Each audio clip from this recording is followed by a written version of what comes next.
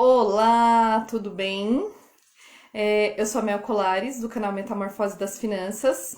Estou ao vivo agora para falar com a Deia, que vai entrar daqui a pouquinho. Só esperar o pessoal entrar. Peço desculpas pelos 2, 3 minutinhos de atraso, é porque eu estava em outro ambiente, que ia tentar fazer em outro ambiente. Não consegui, deixa eu só tentar arrumar a luz aqui. Não sei se está muito claro, muito escuro.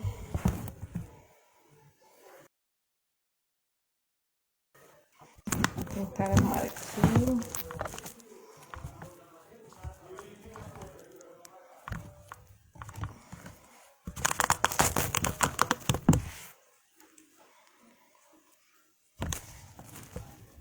Deixa eu tentar colocar a luz um pouco mais para cima. Olá, tudo bem? Vou entrar então ao vivo com ela.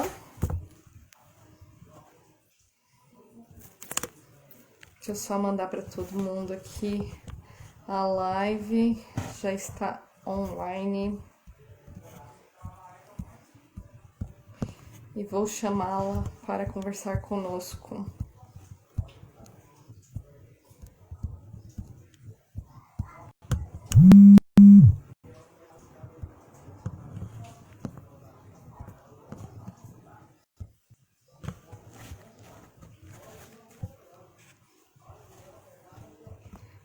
Estou chamando a Deia.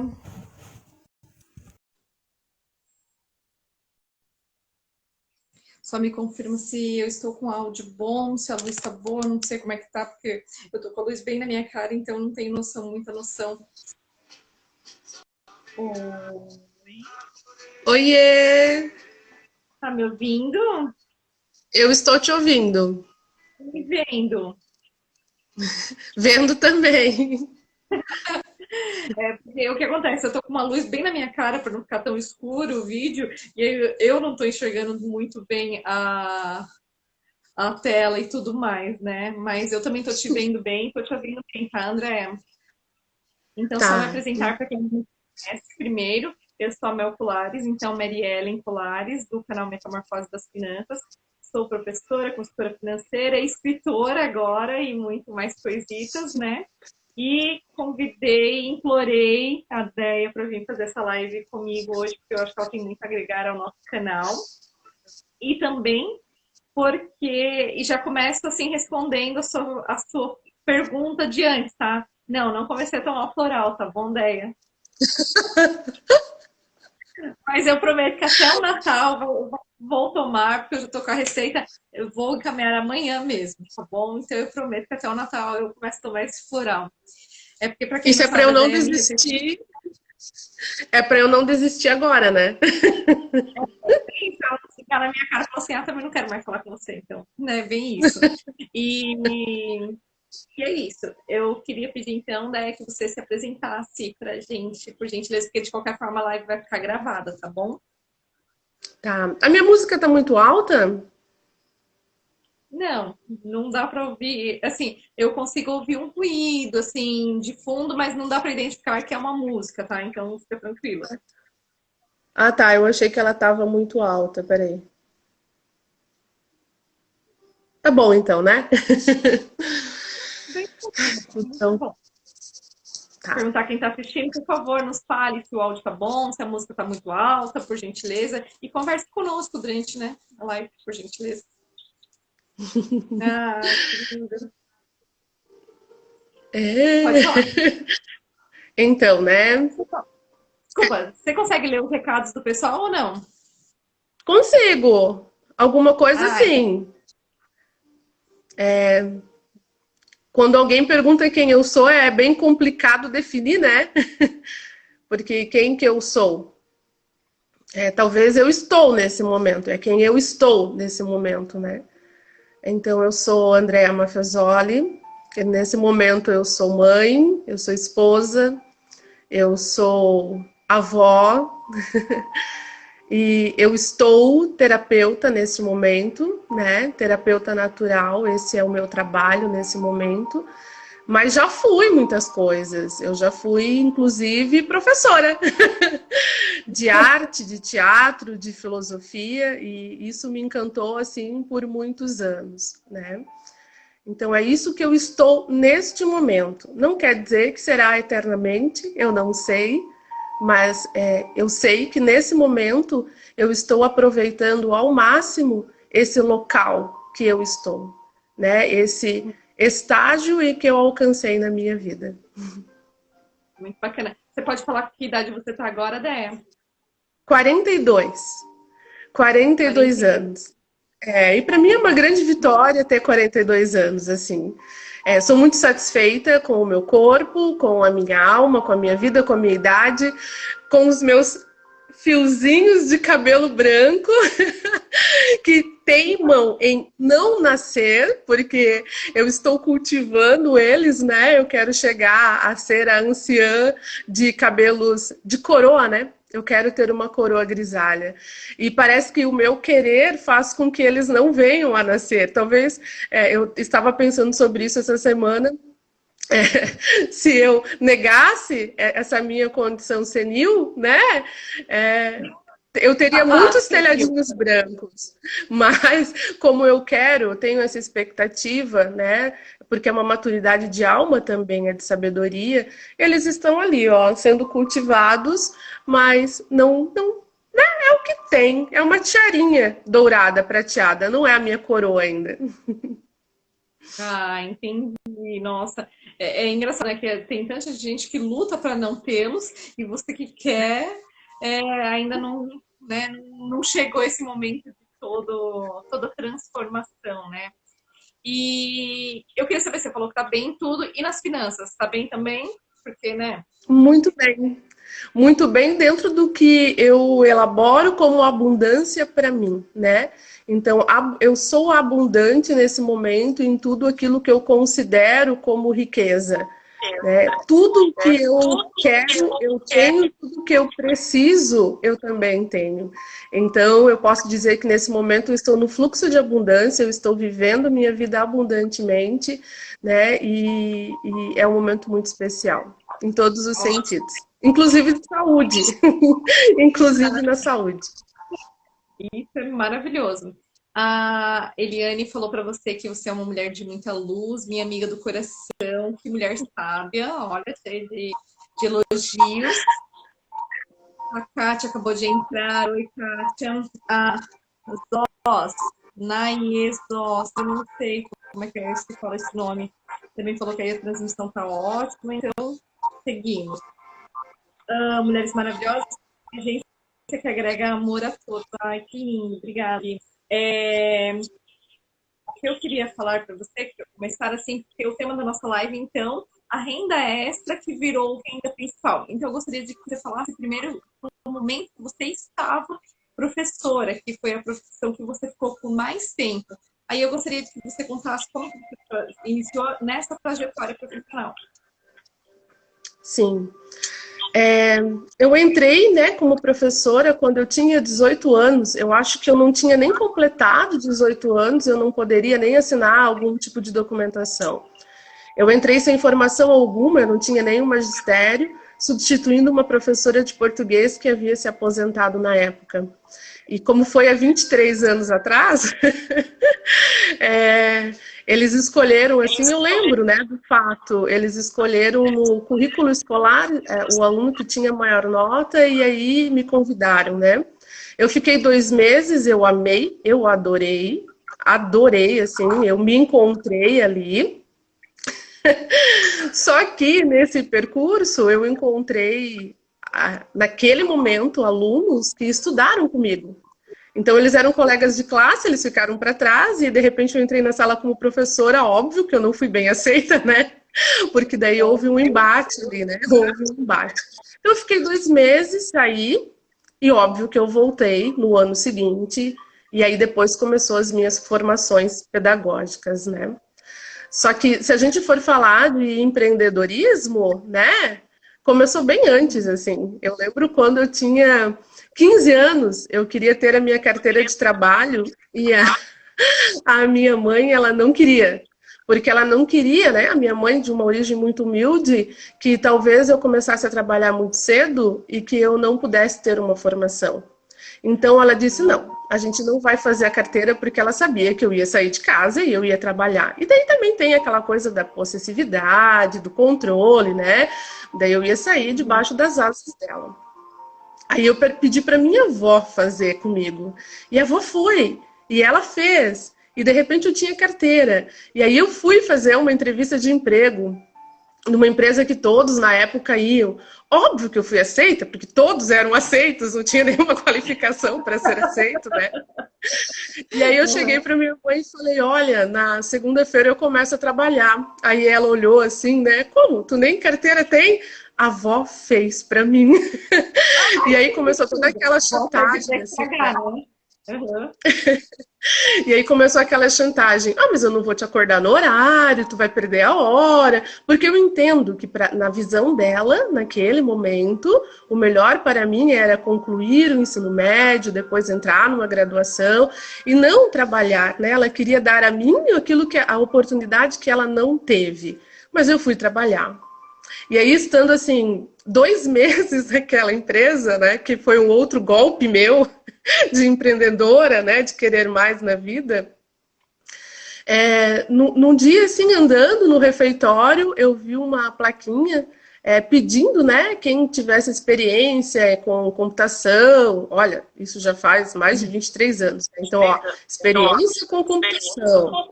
Era raro, né? Ter cursos na época. E que tivesse mais... Tinha mais um requisito que eu não lembro o que era, né? Que tivesse 1 ano de empresa. Poderia se inscrever para trabalhar na matriz. Eu me inscrevi. Eu fui. E eu fui assim, com a maior cara de pau, sem autorização de ninguém. Eu acho que nem... Não consigo recordar, mas eu acho que nem do gerente. Ou dele, eu acho que eu pedi. E eu fui. Eu fiquei 1 semana fazendo testes. Eram mais de 100 pessoas. E eu consegui passar pela minha redação. Uma redação bem convincente. Com menos de 18 anos, eu já tinha poder de persuasão, eu já entendia de psicologia, estava dentro de mim, né? E era uma psicóloga que tinha entrevistado e ela gostou do texto. E aí fomos selecionados 3, 2 foram admitidos e lá eu fiquei por 2 anos. E aí depois eu fui para a escola, onde eu fiquei por 23 anos. Só que se a gente for falar assim de renda extra, eu nunca tive renda extra somente com o salário de escola, jamais. Era sempre escola e alguma outra coisa. Era sempre escola e algum outro trabalho por fora, né? Eu dividia muito, assim, a renda de escola e outras atividades. Então, durante esses... Eu acho que a primeira lição que nós temos que ter na vida é exatamente essa, porque assim, nós sempre falamos assim, nunca coloque todos os textos, né, ou todos os ovos na mesma cesta.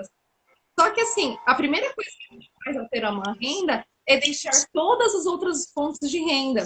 Exatamente, porque fica confortável receber de um único lugar. Então, por conta disso, a gente acaba realmente deixando de tentar receber em outras coisas. Então, é muito legal isso que você falou, assim, sobre ter outras fontes de renda sempre, né? E quantas vezes a gente se esquece disso? Antes de você continuar, eu queria também pegar o gancho do que você falou sobre a questão dos pais podarem os filhos. Você acha que nessa questão dos pais tentarem os melhores dos filhos, eles acabam não fazendo o seu melhor? Mas o que você tem a dizer sobre isso? Sobre a sua experiência e sobre o que você fez com seus filhos posteriormente? Você ainda tenta fazer isso com eles? Assim, impor algumas vontades que são suas e não necessariamente são deles?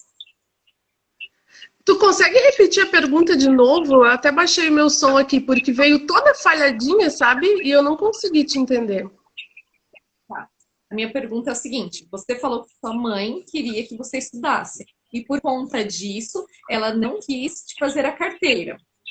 Aí a minha pergunta é, você acha que, e também com a experiência de mãe agora, que quando os pais interferem nas decisões dos filhos, mesmo que fazendo, assim, tentando fazer o melhor, você acha que isso é prejudicial ou é uma coisa natural da vida que vai ser assim para sempre?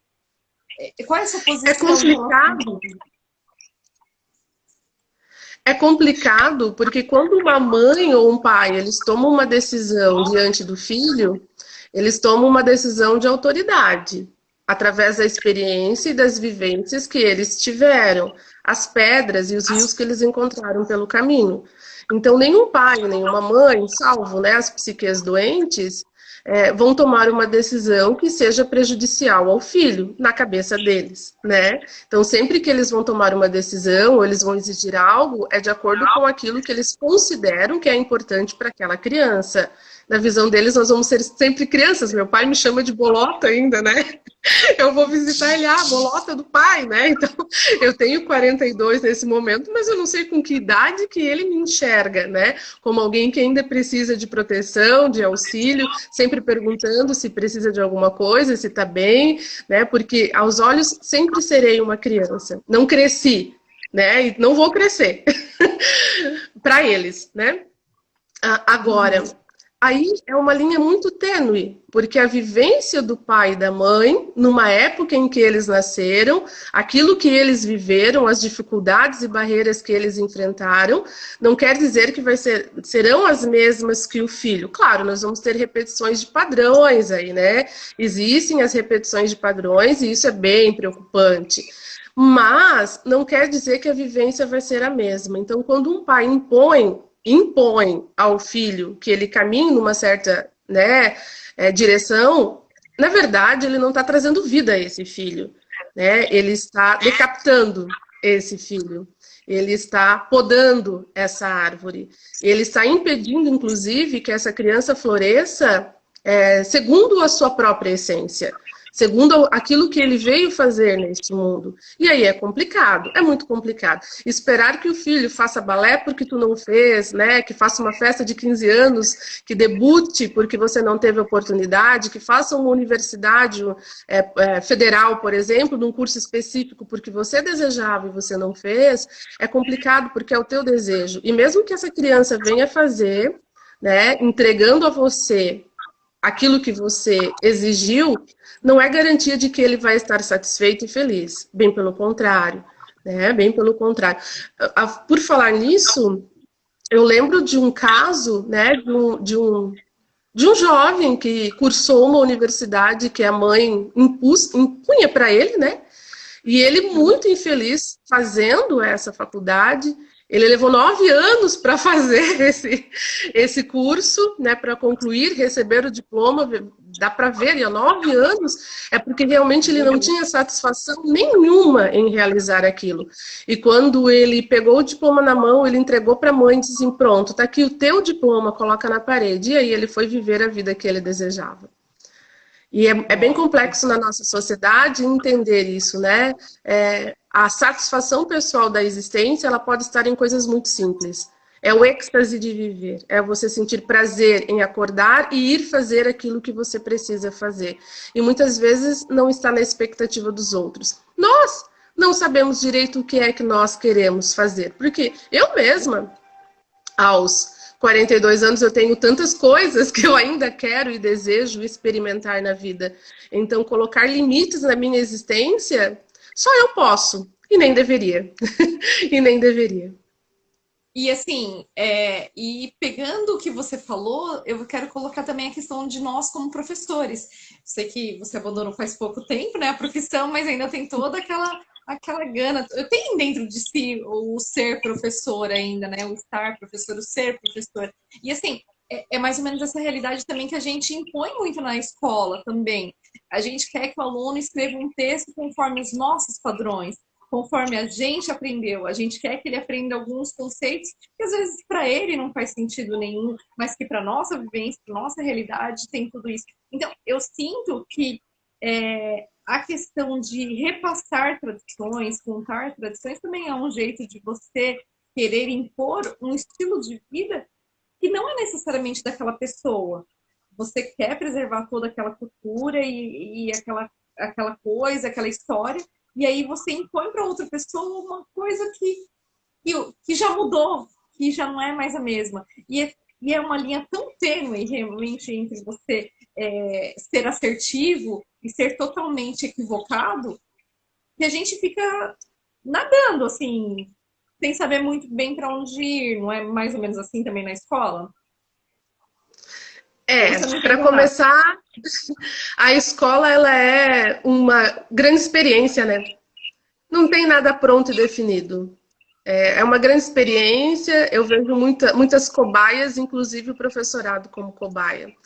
Não se sabe, diz que se sabe aonde quer chegar, mas no meio do processo muda-se o tempo todo, as falas são desencontradas, né? E quando chega a um final, nunca é o final, sempre tem que recomeçar e o sistema mudar e assim vai, né? É uma escola hoje que não ensina o ser humano a pensar, a ser crítico, a ser construtivo dentro de uma sociedade. Não se ensina. Ainda é uma escola de repetição, né? E ainda é uma escola desinteressante para o estudante, porque ele não está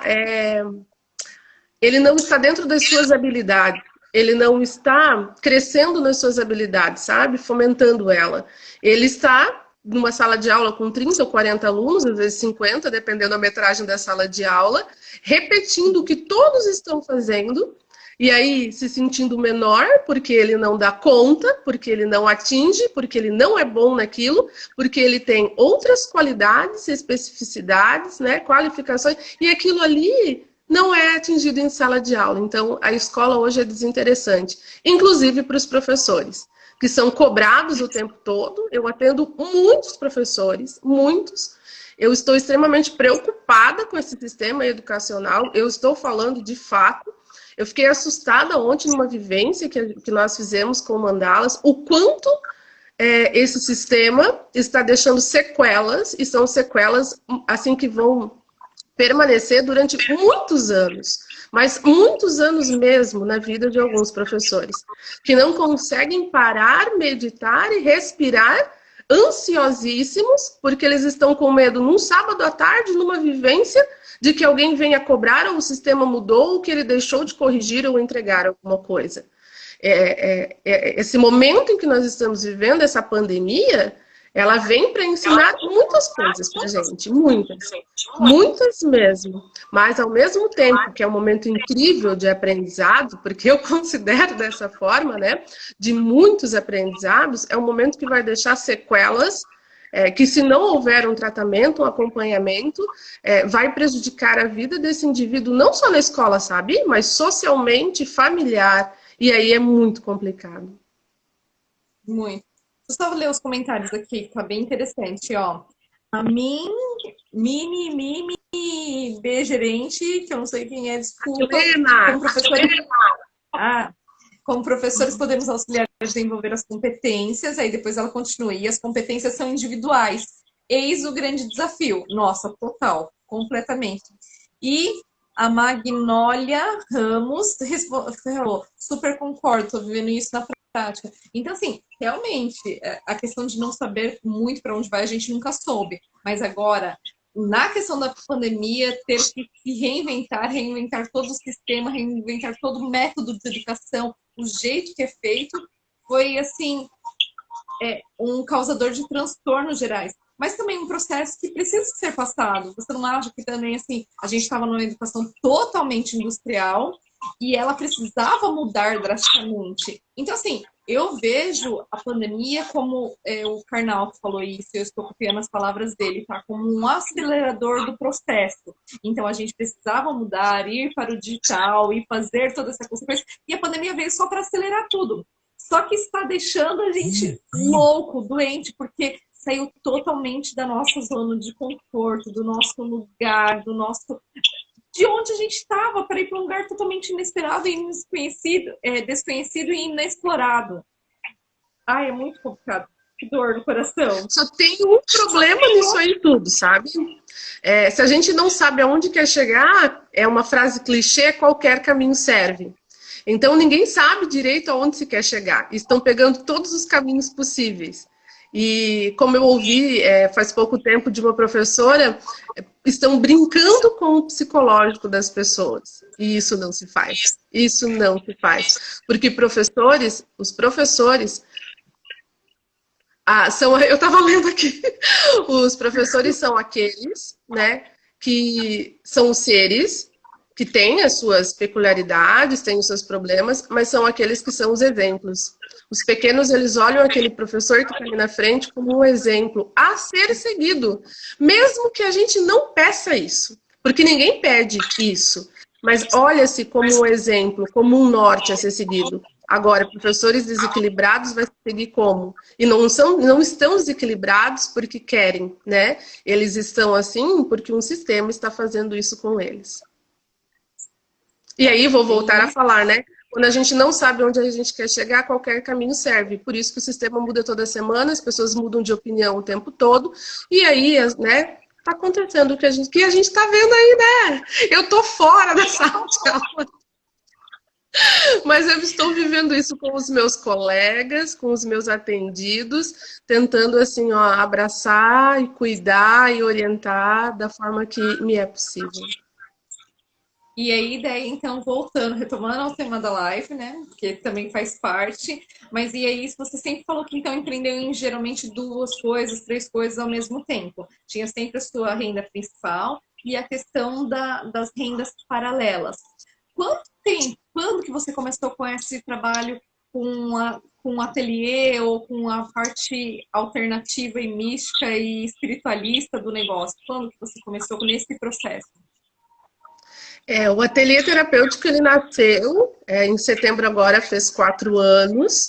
Foi num momento, assim, de transição da minha vida e foi num momento bem político também.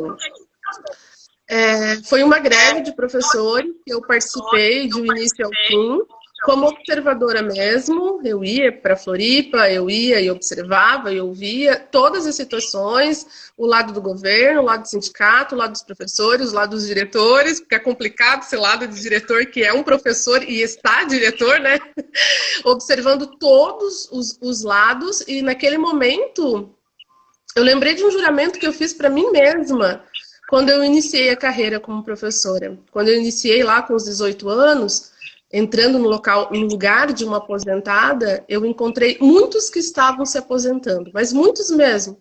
E eu entrei com aquela energia, com aquela gana, com aquela vontade de fazer a diferença, assim como os novos entram hoje, né? Eu vou fazer toda a diferença, né?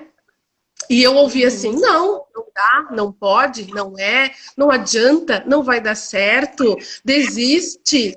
E quando dava certo, ainda aquelas críticas destrutivas, né? Que normalmente a crítica destrutiva fala muito do ser que fala e não daquilo que ele está julgando. E eu olhei para toda aquela cena e eu disse assim, ó, o dia que eu sentir que eu estou prejudicando os alunos ou a mim mesma, esse já não é mais o meu local. E aí, por esses 23 anos, eu continuei com minha gana, com minha vontade, com as minhas ideias, sempre tentando fazer diferente, vencendo uma catástrofe atrás da outra, né? Um prejuízo atrás do outro, né? Aí fui estudar, tive algumas formações e foi, né? Só que, na última greve, eu olhei para tudo aquilo e eu entendi que esse já não era mais o meu lugar. Troquei de escola no ano seguinte e aí eu abri o ateliê terapêutico. E a partir daquele momento, eu não fiz nenhuma especialização mais na área de educação. Eu fui me especializar em terapias naturais. Hoje a minha formação é de terapeuta natural. É um mundo completamente novo. Eu trabalho com as medicinas da Mãe Terra, né, com as argilas, com os óleos essenciais, com a fitoterapia, né, com as imposições de mão, as massagens, né? E o ateliê foi caminhando juntamente com a escola. Então, eu ficava um período na escola, um período no ateliê, um período na escola, um no ateliê. E aí, durante esses 4 anos, eu fui agregando diplomas, eu fui estudando, eu fui procurando as minhas formações, que ainda eu tenho muita coisa, né, para fazer. Tenho psicanálise que eu quero fazer, tenho psicologia corporal que eu preciso fazer, né? Tem muita especialização em psicologia junguiana que eu quero fazer. Tem muita coisa que eu ainda quero fazer. Não sei se eu vou utilizar no espaço, mas eu vou utilizar para mim. porque eu sou uma eterna aprendiz, né? Tenho muito que aprender. Eu sou muito jovem ainda, apesar de, né, quase a minha tiara tá pronta, tenho que alimentar ainda a minha alma, né? Me sinto muito pequena diante da imensidão de tudo que ainda existe e que eu não sei. E esse ano, né?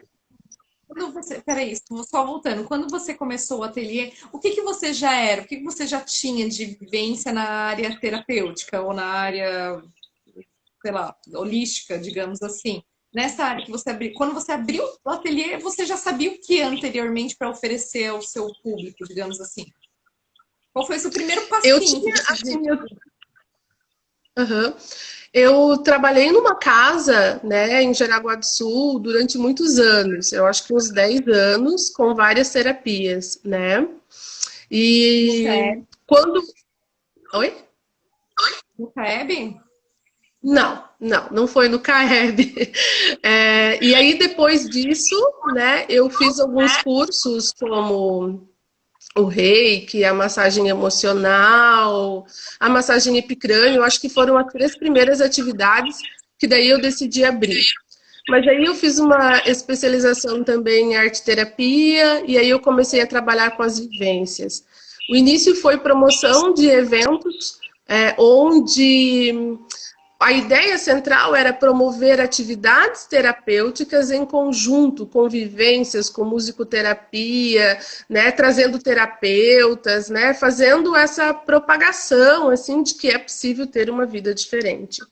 Aí na sequência eu percebi que eu tinha que ter um espaço de atendimento, porque as pessoas elas vinham para o trabalho coletivo e durante a semana surgiam muitas dúvidas, muitas dores, era mexido em muitas situações, né? Vinha à tona muitos conteúdos internos que estavam adormecidos por anos, né? Muitas sombras ali eram acordadas que, né, não se percebia. E ali foi que eu comecei então a fazer os atendimentos presenciais e individuais, né? Aí foi crescendo tanto que de um ano eu tive que trocar de sala, fazer uma sala maior, e nesse 4º ano a gente está construindo uma sala maior, com mais equipamentos, né? Vai ter até uma banheira no local, porque a gente sentiu essa necessidade, né, de ampliação. E outra coisa que eu queria perguntar para você, que você falou assim, o a gente fez.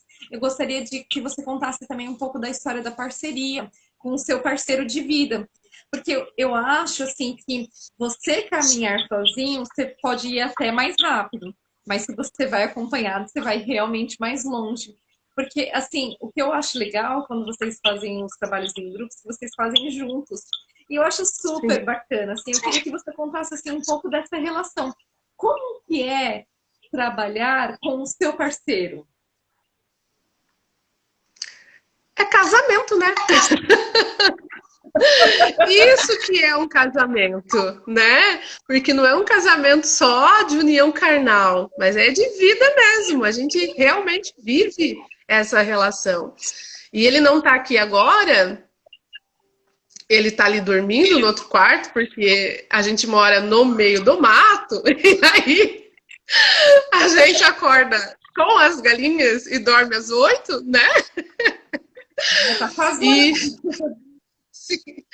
E ele também tem uma história muito semelhante, porque ele também era professor e ele foi numa greve anterior a que eu desisti. E ele disse assim, ele viu um professor, colega dele, apanhando, né? Com o rosto assim no vidro e aquele monte de policial militar ao redor. Ele olhou para aquilo e disse: não quero mais. Não é isso, né, que eu quero para minha vida. E aí ele, como ele já tinha, né, esse contato com estofaria, porque ele já conhecia, ele falou: eu vou abrir uma estofaria. E aí durante um ano na escola ele foi comprando todos os equipamentos. Do ano seguinte ele trabalhou escola, estofaria, no outro ano também, até que ele abandonou a escola e ficou só com a estofaria. E aí quando eu comecei, né, a fazer os cursos e cursos e cursos, óbvio que ele foi junto comigo. E aí nós trabalhamos juntos, né? Hoje eu só estou no ateliê, nos atendimentos individuais, ele está na estofaria, que é a nossa fonte de renda também, né? E nós temos também hoje o Instituto São Miguel, que é um instituto que nós trabalhamos com as medicinas xamânicas, e é ele que comanda. Então nós trabalhamos juntos, sim. E nas vivências também. E você acha que para a pessoa prosperar é mais fácil quando tem esse alinhamento? Eu acho que para uma pessoa ela prosperar, ela tem que ter abertura para que a prosperidade ela aconteça. Porque não adianta o querer e não ter ação, né? Não adianta ter todo o apoio ao redor se você não faz a sua parte, se você não tem foco, se você não tem determinação. Né? Ele poderia me apoiar em tudo, mas eu poderia não ter a força necessária para romper as minhas barreiras internas, os meus medos e os meus limites. Claro que ele estando do meu lado, né, cobrindo as minhas falhas muitas vezes, as minhas ausências, ajuda muito. Mas ele poderia fazer tudo isso e eu ainda com medo não dar o passo, né? Porque quando eu decidi há 4 anos atrás que eu não ia continuar na escola, eu demorei para sair da escola, porque eu fiquei ainda 4 anos e eu já era para ter saído faz tempo. E por que eu demorei? Porque tinha essa barreira interna, esse amor, que depois eu descobri que era apego, né? Eu achei que eu ia fazer falta, que as pessoas iam sentir a minha falta porque eu era importante. E aí hoje eu dou muita risada, porque é tudo ilusão do nosso ego. Não, ninguém sentiu minha falta, nenhum aluno entrou em contato, muito menos direção. Eu acho que foi até bom, porque eu era realmente muito crítica, exigia os meus direitos, falava alto, né? Nossa, era até mal educada às vezes, sabia? Porque às vezes as pessoas só ouvem a gente quando a gente se impõe, né? Então eu não fiz falta nenhuma, mas dentro do meu coração eu sempre tive esse medo, né? O medo de sentir falta dos alunos, o que vai ser deles sem mim? Nossa, eles vão sentir muito a minha ausência, como que vai ficar? Tudo ego, tudo ilusão. Era o meu narciso ali, ó, gritando a minha importância. E não foi assim, bem pelo contrário. Foi tão libertador que eu lembro que eu contei para ti, né? Que eu pedi a desistência da minha vaga. Oi?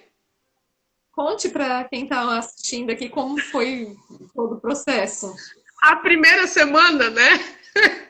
Eu pedi a desistência da minha vaga numa terça-feira. Esse ano eu trabalhava de terça e quinta somente, né? Uhum. E aí eu pedi a desistência da minha vaga na terça-feira. Ótimo, né? Na quarta-feira eu assinei. Na quinta era o dia de ir para a escola. E na quinta-feira eu estava andando ali na rua, olhando as costelas de Adão, olhando a natureza. E aí eu me dei conta que eu não tinha mais escola. E aí eu mandei mensagem para uma amiga e disse assim, cara, eu não vou mais para a escola. E agora? Eu não me programei.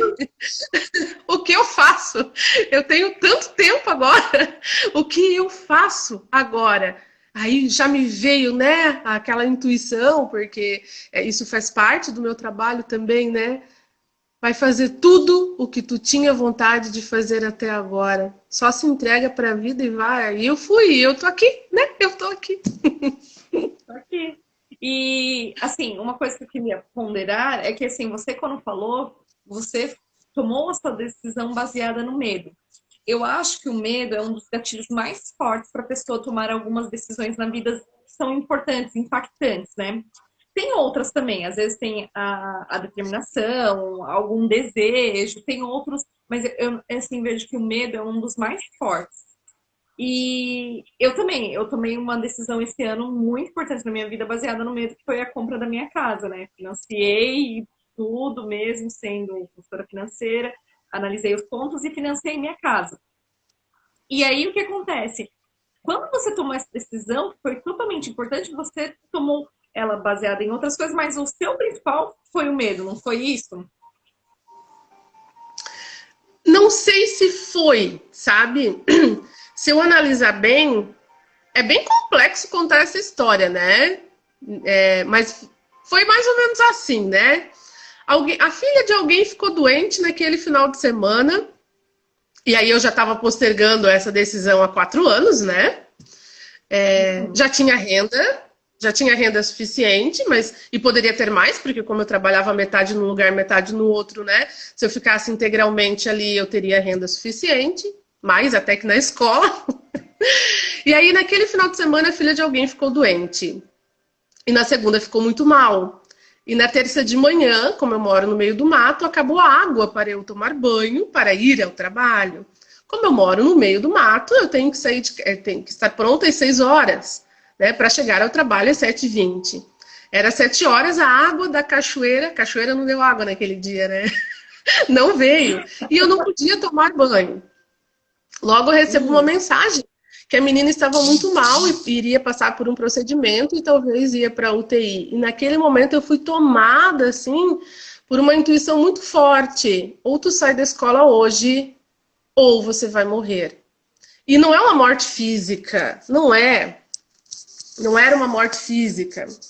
Não é nada de doença, nada disso. Na verdade, se eu continuasse na escola, eu, Andréia, iria me apagar. Porque aquele já não era mais o meu lugar. E foi ali que eu mandei uma mensagem para a diretora e disse, olha, não vou mais. E ela disse, pensa, fica em casa, espera até amanhã. Já fui lá, já fiz o que tinha que fazer. E até então, eu conto essa história para poucas pessoas, agora todo mundo vai ouvir, né? E foi um momento muito interessante. O mais legal é o que aconteceu nos próximos dias. Porque 2 semanas depois, fecha tudo, início da pandemia. E aí eu olho para o meu esposo e digo assim, e agora? E agora que eu saí, né? E nós dois agora somos autônomos, de certa forma, né? Como que nós vamos viver? Sabe que esse foi o momento mais legal, assim, porque a gente viu tantas possibilidades de gerar renda, mas tantas, que no final a gente não iria nem ter tempo para produzir tantas coisas de forma a gerar mais renda, né? Como a gente mora num espaço que tem um pouco de terra, eu falei, vou plantar chá, vamos vender orgânicos, eu vou pintar as camisas, eu vou fazer os quadros, né? O doce, geleias, as comidas, tudo coisas que eu sei fazer e que as pessoas também sabem fazer, porque cada pessoa tem um dom, não é porque você está ali com um diploma numa empresa que você não tem as suas qualidades e é só isso que você sabe fazer. Você sabe fazer muitas coisas, mas às vezes é o medo que te impede de abrir a porta e adentrar a prosperidade, né? No fim, a gente foi elencando todas as coisas que eram possíveis de fazer para gerar renda, que a gente começou a rir, não vai ter tempo para produzir tanta coisa. E logo depois, né, 15 dias depois, tudo voltou ao normal e para mim permanece normal até hoje, né? Eu lembro que você falou assim, aí ele decidiu fazer cachimbo. Até cachimbo eles pensaram em fazer, assim. Vamos fazer isso, vamos fazer aquilo. Aí, nossa, é coisa pra caramba. Você fala assim, meu Deus, vai ser pouco tempo que eu tenho. Assim, são as lições que eu tô ouvindo você falar e tô pensando exatamente assim. Primeiro, nem sempre tudo que a gente vai fazer, lógico, planejar, orquestrar tudo é muito bom. Só que às vezes a vida vem também e simplesmente muda as regras do jogo. E aí você tem que estar preparado para ver se você vai ou fica. Não é mais ou menos isso? Assim, porque você já vinha se preparando há 4 anos para fazer aquilo. Só que não vai, não vai, não vai, não vai. E aí a vida manda você decidir, ou vai ou não vai. Então eu acho que a primeira lição que eu aprendi com a sua fala. O que você acha disso? Sim ou não? É mais ou Sim ou menos não? assim. É assim sim, tá? Em todos os sentidos é assim, né? Às vezes a gente atende pessoas que estão doentes porque estão numa empresa e ela não quer mais estar naquele local. Então o corpo, ele te avisa, né? Ele te traz ali uma ansiedade, palpitação, um problema cardíaco, né? Um problema, né? Ou aquele relacionamento, ele já não vai mais. Mas aí por umas questões sociais, obrigação, compromisso, culpa, né? A pessoa se mantém naquele relacionamento e de repente a coluna da pessoa começa a ter problemas, é porque ela está carregando coisas que ela não consegue carregar. Então, muitas vezes, se a gente não toma decisão, a vida toma pela gente, ou o nosso corpo vai fazer com que a gente venha a parar. E é muito melhor que a gente consiga tomar decisões conscientes do que a vida tomar por nós, porque aí é bem complicado, é muito complicado. Nós não estamos preparados, na verdade, a gente não tem inteligência emocional, que é algo que deveria ser ensinado na escola, né? Lidar com as situações da vida, os sentimentos, as emoções, para determinadas rupturas, né? Nós não conseguimos pensar, raciocinar e agir diante de determinadas rupturas. Sim. A segunda coisa que você falou, que foi assim, super interessante, é a questão de que quando você parou, você saiu e apareceu a pandemia, essas coisas, você teve que parar e olhar para o lado e ver no que você era boa. É muito legal esse exercício de pensar fora da caixinha, porque você estava tão acostumado a ter a renda da escola, a renda já estava do ateliê e tudo mais, e quando fechou tudo, aí você para e pensa assim, meu Deus, tá, da onde que eu vou tirar agora? Então, e aí você viu o tanto de coisa que você era boa que você conseguiria fazer para poder tirar outras rendas. E eu acho que esse é um exercício muito, muito, muito bom. Porque, assim, às vezes você realmente não se sente capaz de fazer nada na vida. E aí, quando você olha e vê o tanto de coisas que podem ser úteis para outras pessoas, isso é mágico, é libertador, assim, quando eu fui na minha sessão contigo, eu falei assim, nossa, este ano eu vi numa coisa que eu sou boa, porque eu não me acho boa em nada. E aí, quando eu vi que eu sou boa em escrever, foi uma descoberta incrível para mim. Parece que tudo floresceu à minha volta, porque eu descobri que eu conseguia passar uma mensagem clara através da minha escrita. Isso foi tão marcante na minha vida esse ano, que aí você fala assim, é você parar e pensar fora da caixinha. Mas será que se não houvesse a pandemia, será que se eu não tivesse que ficar em casa, olhando minhas crianças, fazendo as 1000 estripulias que elas fariam, será que eu conseguiria escrever e colocar para fora esse sentimento que eu tinha? Porque para mim foi libertador escrever e colocar isso. E foi incrível ver o tanto de gente que assimilava aquelas situações. Então, essa foi a segunda lição assim, que você falou que é realmente impressionante. Aí pode continuar. Quando eu digo que a pandemia é incrível, ela é maravilhosa, as pessoas não entendem, né? Porque, claro, a gente tem uma doença que traz muito sofrimento, tanto para a pessoa que acaba contraindo, quanto aos familiares. É dolorido, é triste, né? Traz a falta de ar. Então, a doença em si, ela não é bacana. Mas esse processo pandêmico, no geral, porque fez com que as pessoas elas se deparassem com elas mesmas, né? Fez com que as famílias tivessem que se olhar, né? As mães tiveram que ficar com os seus filhos, entender um pouquinho o que são os seus filhos, porque ficar com os filhos só no final de semana é muito fácil, ou depois do trabalho, né? Mas esse tempo integral, como que é, né? E acompanhar esse filho na escola, como é que é, né? Aí, entre aspas, né? Falar do professor é muito bom, mas o professor tem 40, 50, 500 às vezes, né? Você tem um filho, e aí como fica? Ah, mas eu não tenho formação nenhuma. Mas você é mãe. Você já tem todas as formações. Sua, né? E assim, ó, daí a gente já tá às 19h50, já tem quase uma hora de live, meu Deus do céu, como passa rápido.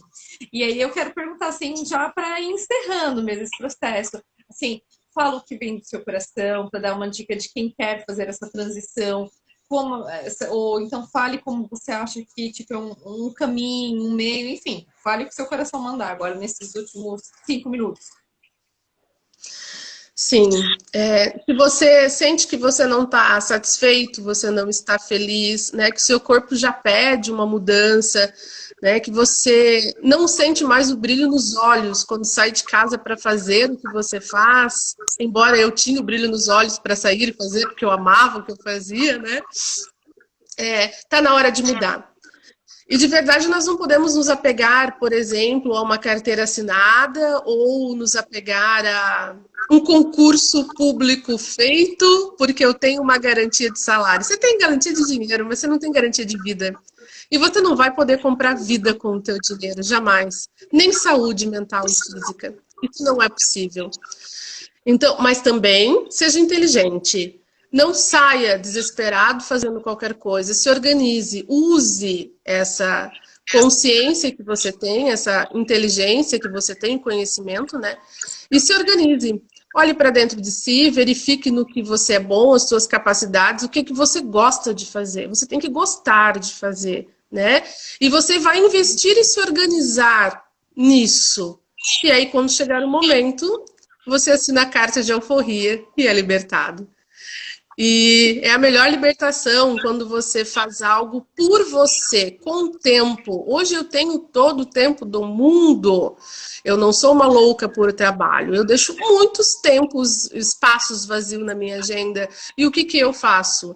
Eu vou fotografar borboletas, eu vou andar no meio do mato, eu vou cheirar flores, eu fico fazendo nada por muito tempo. Eu vou ler, eu vou estudar, né? Eu fico comigo, eu medito muito todos os dias, várias vezes, né? E eu ainda tenho a minha renda para viver, né? E eu tenho nesse momento uma psique saudável, inclusive, para resgatar os irmãos e irmãs que estão perdidos de si mesmo. E isso não tem dinheiro que pague. Não tem mesmo. Maravilhoso. E quais são os próximos passos para o ateliê? Fale aí quais são os seus planos, divulgue para gente, já convide para quem quiser conhecer como funciona. Sim, o ateliê terapêutico hoje também é Instituto São Miguel. Nós estamos hoje com sede em 2 espaços, né? O ateliê em Schroeder, numa sala, e o Instituto aqui em cima na montanha, na Grota Funda. E nessa construção de espaço. Oi, neném. Tchau, neném. Pode falar. Não. E nessa construção de espaço, né, nós estamos aqui nas construções, muitas ideias já surgiram e ideias para o meu futuro, quando eu realmente receber a minha coroa prateada, né? O tempo quando chegar que eu não puder mais tocar as pessoas com as minhas mãos, somente com a minha fala ou com a minha presença. Porque um dia esse dia vai chegar, né? Talvez não chegue, talvez eu esteja ausente fisicamente, talvez eu me vá antes, mas se um dia chegar, eu estou organizando esse espaço para isso. Então, não morreu por aqui, não parei de empreender, tem muitas coisas que ainda iremos fazer. A ideia era construir um espaço para 50 pessoas e parar, mas eu já vi que não vai ser assim. Ele vai se amplificar muito mais que isso e eu estou pronta e aberta para tudo que o universo tem para me mandar. Ai, que lindo. Vai sim, vai ficar gravado, tá?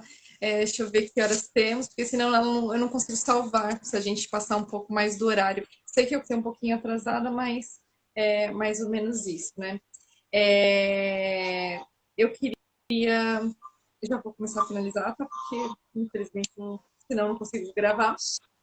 Quero agradecer imensamente. Eu sabia que essa conversa ia ser deliciosa, ia ser maravilhosa, assim, é uma coisa assim que falar com você é realmente como se um rio fluísse, assim, o negócio simplesmente vai, é maravilhoso. Está totalmente convidada para a gente falar de outros tópicos, como eu queria muito falar da questão dos casais que têm as finanças juntas, as finanças separadas, falar sobre isso, assim, um monte de coisa, assim, sabe? Mas não dá tempo. Então já fica convidada para o ano que vem voltar aqui para conversar com a gente. Tenho certeza que o pessoal vai gostar muito, porque você é muito querida. Quem quiser conhecer o ateliê, é super fácil de falar com a dela, é super acessível. Ela arranja um horário na agenda dela, às vezes, né? Às vezes não, mas ela tenta o máximo possível. Ela fica em Schroeder, lá no final do mundo, mas agora o espaço dela está muito maior, né? Que a gente quer conhecer muito, muito, muito, muito mesmo. E mais E, no assim, final do mundo ainda. um pouquinho mais pro final. Acabou ali, ainda tem Mas mais um tanto. é o caminho que vale a pena, é o caminho da vida que vale a pena, né? Então todo caminho já é terapêutico. Daí chega aqui, aí vem o meu toque, a fala, o aconchego. Ah, não tem. Isso tem valor, não tem preço.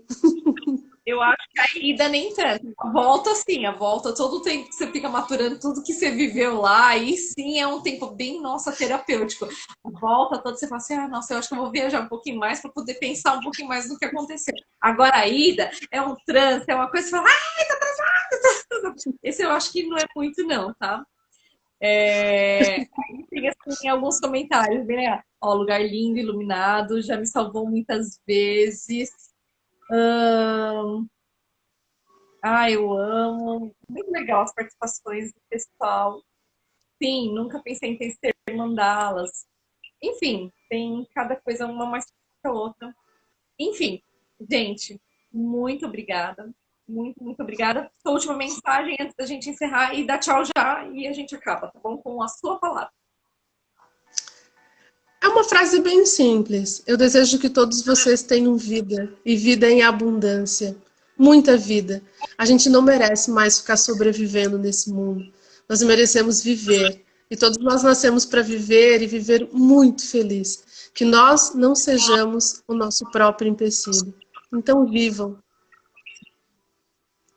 Assim seja. Então tá. Assim já é. Namastê, então. Um beijo a todos e até mais. Tchau. Até.